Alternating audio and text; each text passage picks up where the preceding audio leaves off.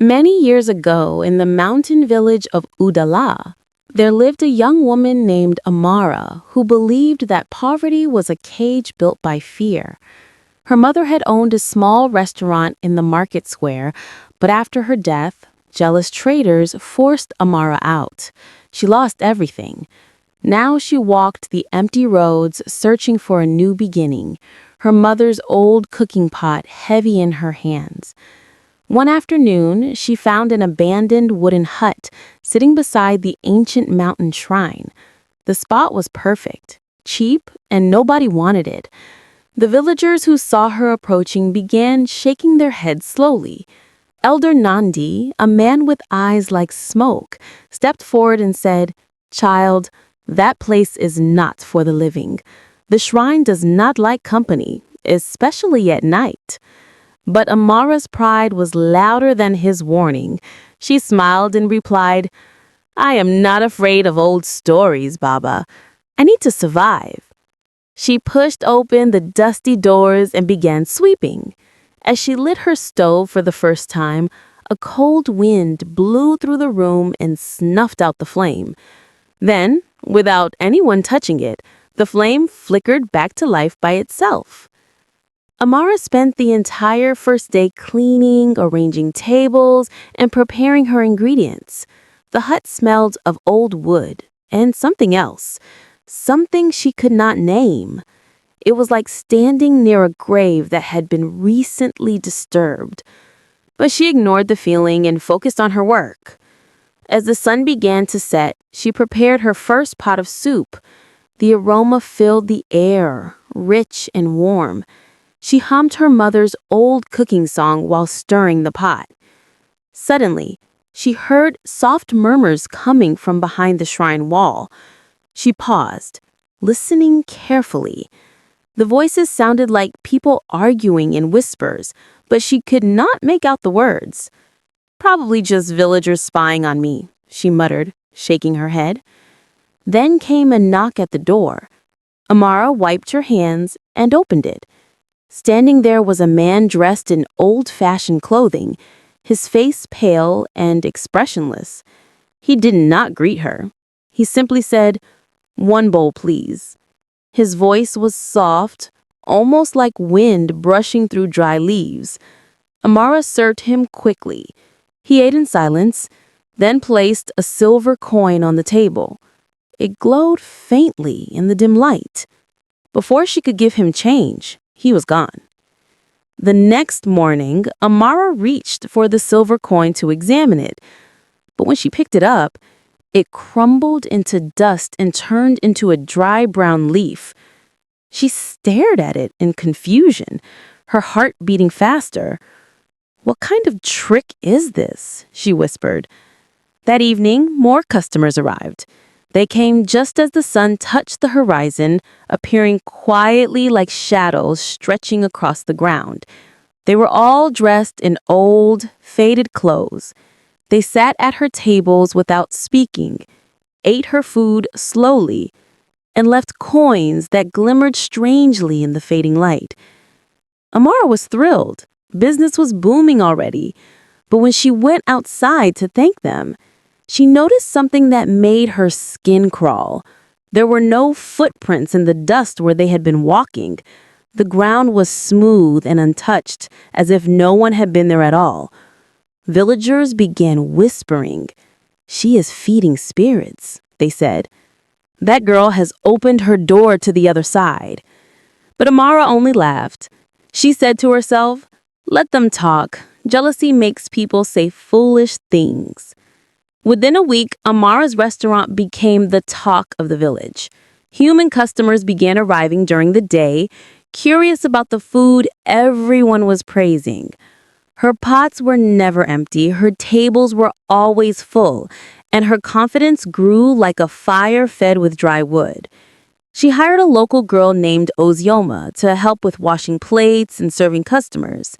Ozioma was quiet and obedient, and Amara liked her. "You see, Ozioma," Amara said one evening while counting her money, "success comes to those who are brave. I did not let fear stop me, and now look at us." Elder Nandi visited her again that week. He stood at her door with a serious face and said, "Amara, I beg you, do not open this place after moonrise. It is a rule older than your ancestors. The shrine has patience, but it also has limits." Amara's pride flared up. "Baba, with all respect, I make my own rules now. This is my restaurant, not the shrine's." That night, as she locked the door to go home, she heard the latch click open behind her. She turned and saw the door slowly swing wide, as if inviting someone inside. Another cook in the village, a woman named Chinwe, watched Amara's success with burning jealousy. Chinwe had been the best cook in Udala for years, but now everyone wanted Amara's food instead. Her own restaurant sat empty while Amara's was always full. One afternoon, Chinwe confronted Amara in the market square. "You are using charms," she accused loudly. "No ordinary cook rises this fast. You must have gone to a witch doctor." Amara's eyes flashed with anger. "You are just bitter because your food is not as good as mine. Accept it and move on." The crowd gasped. Chinwe's face twisted with rage, and she stormed away. But as she walked past Amara's restaurant later that evening, she saw something that made her freeze. A tall shadow was leaving the kitchen through the back door. Chinwe blinked and looked again. The kitchen was completely empty. There was no one inside. Her hands began to tremble. "What is happening in that place?" she whispered. Fear crawled up her spine like cold fingers. But her jealousy was stronger. She would find a way to destroy Amara. One evening, Amara decided to test Elder Nadi's warning. "I will open 1 hour past moonrise," she said to herself. "Nothing will happen. These old people just want to control me with fear." The moon rose full and bright. Amara lit her lamps and opened her door. The night air was cold and unnaturally still. Within minutes, 3 customers appeared. They stepped out of the darkness near the shrine, moving slowly and silently like figures in a dream. They sat down without a word. Amara served them her best soup. They ate without blinking, their eyes fixed on their bowls. When they finished, they stood up together and walked back toward the shrine. Amara watched them go, feeling uneasy. She returned to clear their bowls, but what she saw made her heart stop. The bowls were not filled with leftover soup. They were filled with clear water. The food she had served them was gone, but the bowls had never been emptied. It was as if the food had simply vanished. Amara's hands shook as she backed away from the table. "What is this?" she whispered. But no one answered. The night remained silent. The next morning, Amara walked into her kitchen ready to prepare breakfast for her customers. But the moment she touched her ingredients, they began to rot. The fresh tomatoes turned black and soft. The dried fish crumbled into dust. The palm oil separated into thick, foul-smelling lumps. She gasped and stepped back, her heart pounding. Everything was spoiled, everything except a small portion of food she had set aside the night before as an offering near the shrine's entrance. That food remained perfectly fresh, as if it had just been cooked. Her mother's old cooking pot, the one she had carried from her previous shop, sat on the shelf. Suddenly, a sharp crack echoed through the room. Amara watched in horror as a long split appeared down the middle of the pot, running from the inside out. "No, no, no," she whispered, gripping the edge of the table. Her pride told her this was just bad luck, a coincidence. But deep inside, a small voice whispered the truth. The shrine was watching, and it was not pleased. Elder Nadi came to her restaurant that afternoon. His face was heavy with concern. "Come with me, child. There is something you must see." He led her behind the shrine to a place she had never noticed before. There, carved into the old stone wall, were images. Pictures of people cooking, serving food to shadowy figures, and receiving payments. But the final carving showed a cook kneeling before the shrine, surrounded by darkness. Long ago, Elder Nadi began, a woman like you opened a restaurant here. She fed the wandering spirits and gained great wealth, but she broke the rules. She became greedy and proud. In the end, the shrine took everything from her, including her life. Amara stared at the carvings, her throat dry. One of the faces looked disturbingly familiar. The carved woman had the same high cheekbones, the same determined eyes. She looked exactly like Amara. "Close your restaurant," the elder begged, "before it is too late." But Amara turned away. "I am not her," she said firmly. "I am stronger. I will not fail." That same night, Chinwe visited a local charm seller on the outskirts of the village.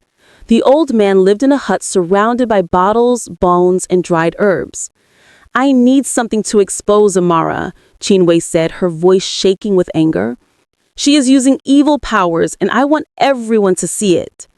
The charm seller gave her a small bundle wrapped in red cloth. "Bury this near her door at midnight. It will reveal whatever darkness she is hiding." Chinwe paid him and left, clutching the bundle tightly.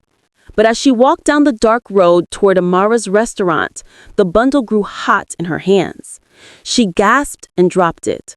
When she looked down, the red cloth had turned to ash. The charms inside had vanished completely.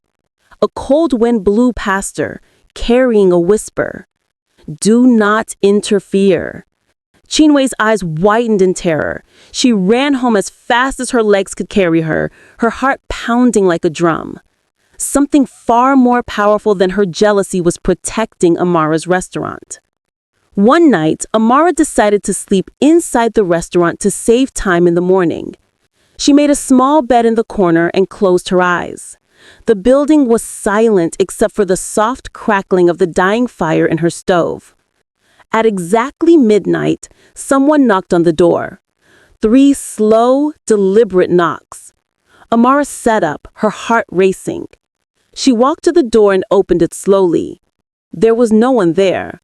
The night was empty and still. But then she heard it, a voice calling her name softly from the direction of the shrine. "Amara! Amara!" Her blood turned cold. The voice sounded exactly like her mother.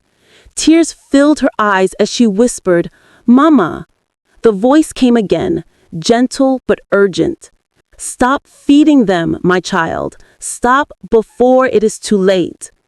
Amara slammed the door shut and pressed her back against it, trembling. She did not sleep for the rest of the night.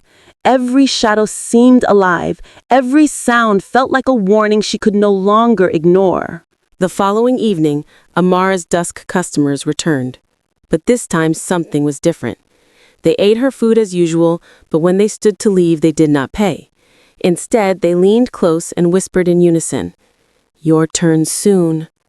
Amara's stomach twisted with fear.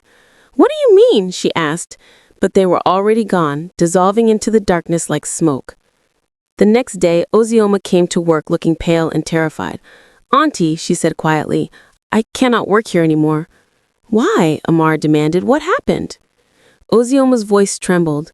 "Last night, I saw one of your customers walking past my house. I looked at his reflection in my window, and his face, Auntie, his face was turned the wrong way. His body was walking forward, but his face was looking backward."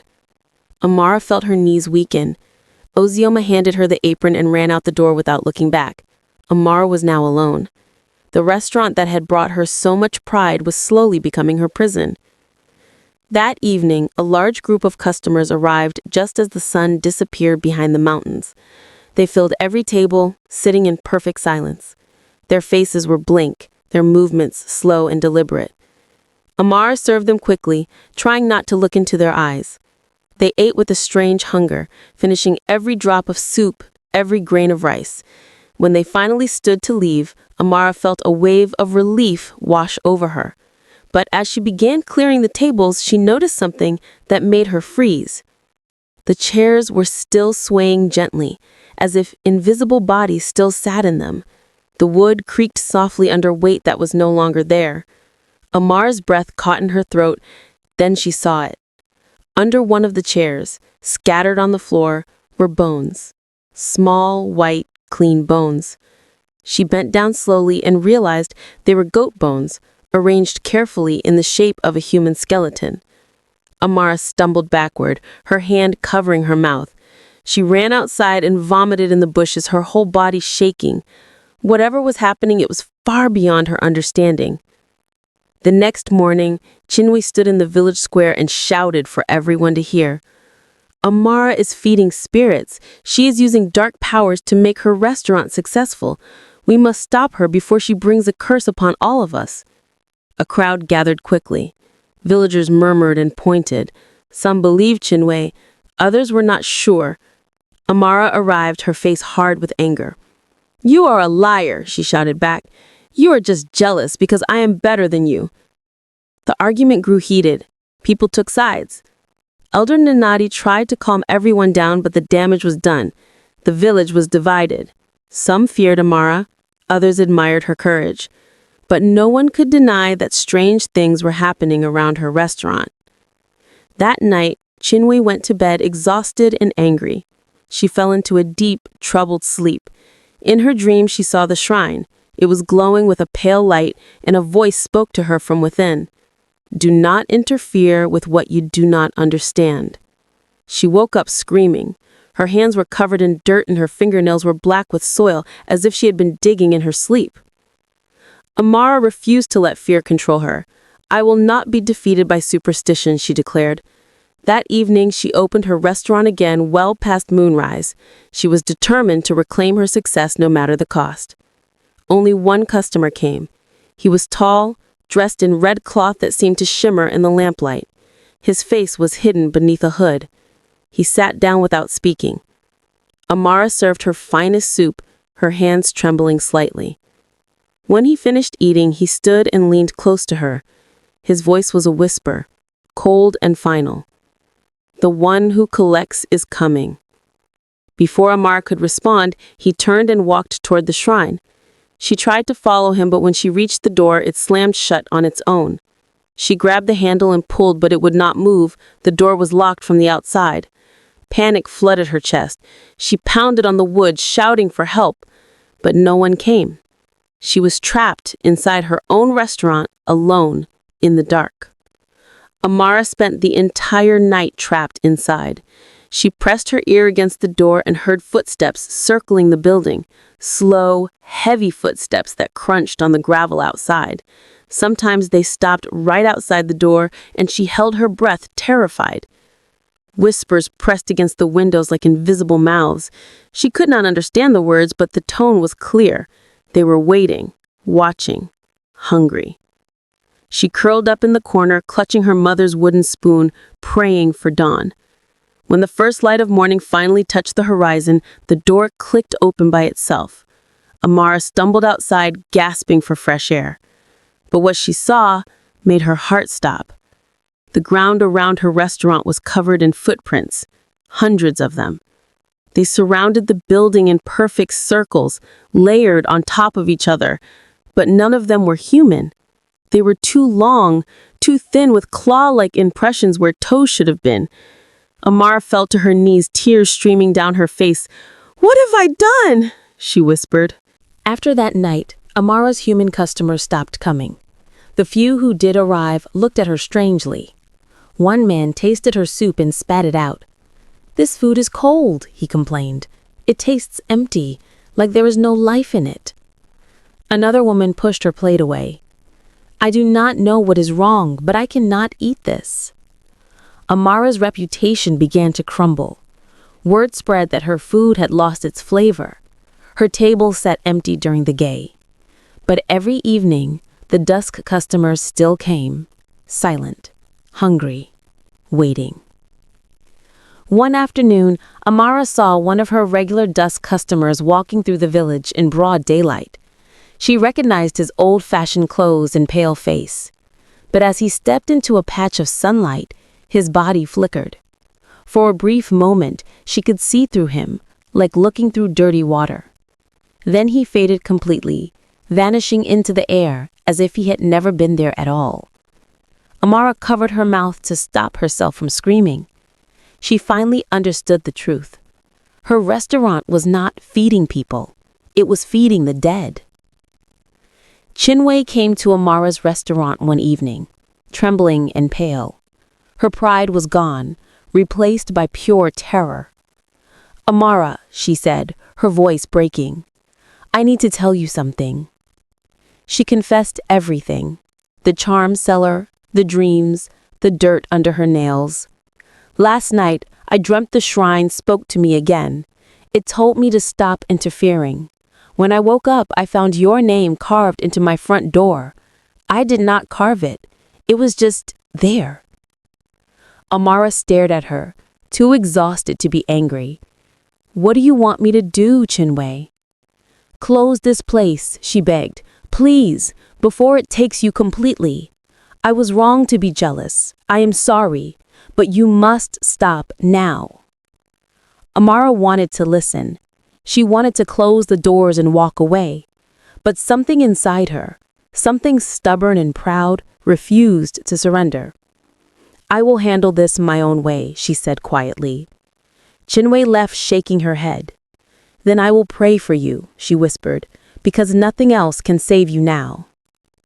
Elder Nandi returned one final time. He sat across from Amara and spoke with the weight of someone who had seen too much. "I was once like you," he began. "Proud, stubborn. I thought I could outsmart the old ways." He told her the full truth. The shrine chooses one cook each generation. That cook is meant to feed the wandering spirits, to keep them satisfied, so they do not bother the living. It is an ancient duty, passed down through bloodlines. Amara's breath caught. "My mother." "Yes," Elder Nandi said gently. "Your mother knew. She made a pact with the shrine to protect you when you were a child. But the debt does not disappear. It only waits." He leaned forward. "If you break the rules, the spirits will not just take your business. They will follow you home. They will claim you completely." Amara's hands shook.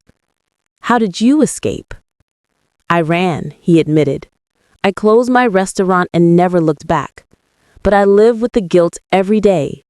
The spirits still wander because I abandoned my duty." Amara felt tears sting her eyes. She finally understood. This was never about success. It was always a trap. That night, Amara decided to close the restaurant for good. She packed her things, locked the door, and walked home. "I am done," she whispered. "I will not go back." But as the sun set, she heard a sound that made her blood run cold. From her house, she could hear the faint crackling of fire. Her stove. She ran back to the restaurant and found the door wide open. Inside, the stove was burning brightly, even though she had put out the fire hours ago. Her ingredients were arranged neatly on the counter, as if invisible hands had been preparing to cook. The tables were set, the bowls were lined up. Everything was ready for customers. A voice whispered from behind her, soft and chilling. "We were hungry while you slept." Amara spun around, but there was no one there. Only shadows, moving on their own, flickering like flames. She realized the truth. The restaurant no longer belonged to her. It never had. It belonged to them. The boundary between the shrine and the restaurant began to blur. Amara would be standing in her kitchen, and suddenly she would see flashes of another place. A spirit market filled with shadowy figures buying and selling invisible goods. An ancient feast where the dead gathered to celebrate. She saw herself serving them, moving through the crowd like a ghost herself. Then she would blink, and she would be back in her restaurant, alone and trembling. Ozioma returned one evening, her face pale with fear. "Auntie, I need to tell you something. Last night, I saw you at your restaurant. You were serving customers, smiling, and cooking. But I know you were at home sleeping. I checked this morning and you confirmed it." Amara's heart sunk. "What are you saying?" "I am saying that something is using your face, your body. You are being pulled into their world, whether you want it to or not." Amara sat down, her legs too weak to hold her.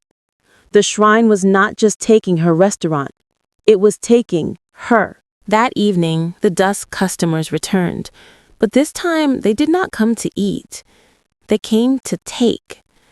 They moved through the restaurant like wolves, touching everything, whispering to each other in a language Amara did not understand. One of them reached out and touched her forehead. Immediately, a memory flooded her mind. She saw herself as a child, laughing with her mother. The spirit plucked the memory away like picking fruit from a tree, and suddenly, Amara could not remember what her mother's laugh sounded like. Another spirit touched her hand, and she forgot the smell of her mother's cooking. They were taking pieces of her, one memory at a time. Tears streamed down her face as she whispered, "Please stop." Then she heard her mother's voice again, distant and urgent. "Child, run!"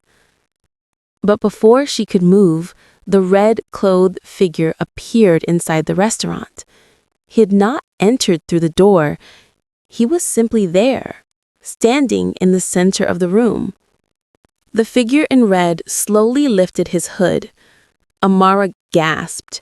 His face was the same face she had seen carved into the shrine's stone wall. It was ancient, expressionless, and cold. "I am the collector," he said, his voice echoing as if spoken from deep within a cave. "I keep the shrine's debts. I ensure that all bargains are honored." Amara's voice shook. "I made no bargain." The collector smiled faintly. "Your mother made it for you, and your pride, your greed, your refusal to listen, these things sealed it. You were easy to choose, Amara. The shrine always prefers the proud ones. They fight the hardest before they surrender." He stepped closer. "Your cooking bound you to us, but your pride made us ours." Amara fell to her knees. "What do you want from me?" The collector's smile widened. "Everything." Around them, the walls of the restaurant began to shimmer and fade. The shrine and the restaurant were merging, becoming one. The collector continued, his voice calm and patient. "Your mother came to this shrine many years ago. You were dying as a child, struck by fever. She begged the spirits to save you. They agreed, but the price was clear. One day, you would take her place as the shrine's cook." Amara's tears fell freely. "She never told me. She hoped you would never need to know. She thought if she kept you away from this place, the debt would be forgotten. But debts to the old shrine never die. They only sleep." The collector gestured to the restaurant around them. "We did not curse you, Amara. We blessed you. We gave you success, wealth, and customers. We were preparing you to serve us forever. This was never punishment. It was an invitation." Amara looked around at the shadowy figures watching her from the corners of the room. They were not angry. They were simply waiting, patient, hungry. Your mother gave her life to delay this moment, but now the time has come. You must choose.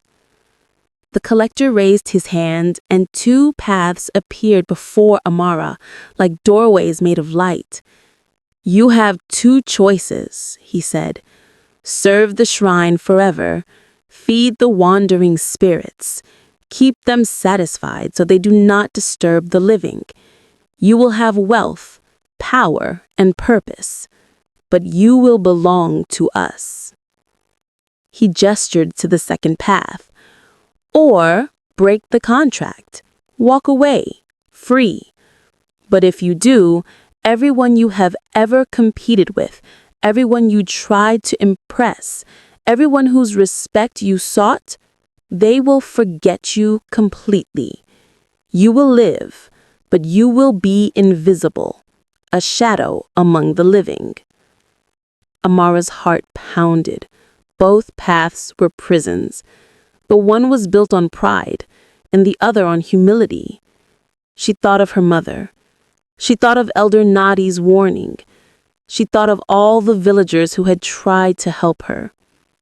Her pride, the very thing that had driven her to this place, finally shattered. She looked up at the collector and whispered, "I choose neither." The collector's eyes widened slightly. "Explain." I said, "Take the restaurant. Take everything I built, but free the village. Let the spirits rest." The collector stared at her in silence. Then, slowly, he began to smile. "No cook has ever made this choice," he said, quietly. "They always choose power or freedom, but you choose sacrifice." He nodded once. "Very well." The restaurant began to tremble. The walls cracked. The roof groaned. Amara ran outside as the entire building collapsed inward, folding into itself like paper being crumpled. Dust and light exploded into the air, and then silence. When the dust settled, the restaurant was gone. Only the old shrine remained, sealed and quiet. The spirits had returned to their rest. Amara woke on the grass outside, alive but changed. Her pride was gone, replaced by a deep, quiet humility. She walked back to the village, and Chinua was the first to greet her. Amara bowed her head. "I am sorry for my pride." Chinua embraced her, weeping. The village forgave her. Amara began again, humbly, working in Chinua's restaurant as an assistant. But one morning, as she reached into her pocket, a silver coin fell out. The same glowing coin from the first spirit customer. Amara gasped. A whisper echoed in her mind. Debts to the old shrine never end. They only sleep. If you like our story, please like, subscribe, and share.